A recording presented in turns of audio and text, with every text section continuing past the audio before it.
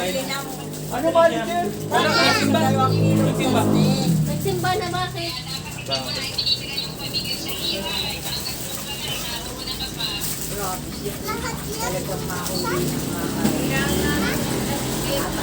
Wait! Wait! Naglabas na. Wait! Wait! Ayun ba ito? Hamunin mo ng plastic kay Ate Milay. Sila! Ayan na, umalis na. Bibili na kay Bibinay? Mga plastic Nang na ano? pala dalawang kilong plastic. Ha? Pero lang kilo. 2 kilo. Yung inilalagay na sa plato. Isa pong yelo pa tayo kwento kay Ate Alice ha. Ilan? Ay, parang near. Nasa, anak, nasa yung Dalawang pack, anak.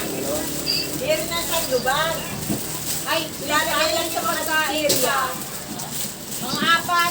Ilalagay lang yan. Abay, may lista mo namin, nanay. Si Wayne na ganyan? Meron na sa lubang. Yung mga sisiria, isisili doon. Tapos itatali. Tapos ilalagay. Ay, si Saya na yung mag-ano. 4. Bukas ano. Ay kuya, may isa pong yelo pa tayo kay Ate Alice ha kung hindi nyo pa nakuha. 4 na nga. Uy, galang sa 4 na ano.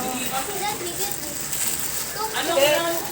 Kunin mo yung lagay mo. Apat? Dyan. 2 kilo? Nandun sa dulo. Eh. Ate Alice marami.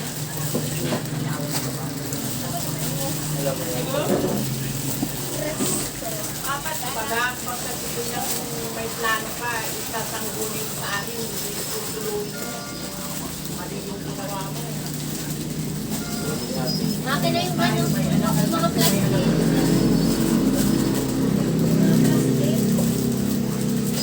Ilang items ko pa ba? Madami. Wait lang.